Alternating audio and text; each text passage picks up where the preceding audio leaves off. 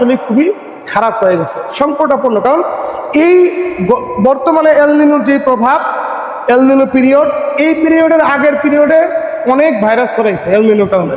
কারণ বরফ করলে শুধুমাত্র সেখান থেকে পচা গলা অনেক কিছু বের হয়, খনিজ সম্পদ বের হয় না, সেখান থেকে ভাইরাসও বের হয়। গেল একটা। দ্বিতীয় নম্বরে আসেন, বৈশ্বিক এইভাবে তাপমাত্রা বৃদ্ধির কারণে হ্যাঁ পরিবেশের সাথে, পরিবেশের ভিতরে কি ছড়ায় পড়ে, আপনার ওই যে সমুদ্র থেকে যেই বিষাক্ত গ্যাস সহ জলবায়ুর ভিতরে, এই যে এখন দেখেন না যে এক ধরনের ভ্যাপসা গরম, এই ভ্যাপসা গরমের কারণ কি জানেন?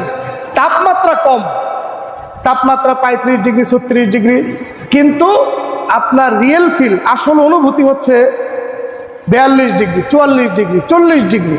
বলে যে সৌদি আরবের মতো তাপমাত্রা বাংলাদেশে তো ওঠে না, আসলে ওঠে না।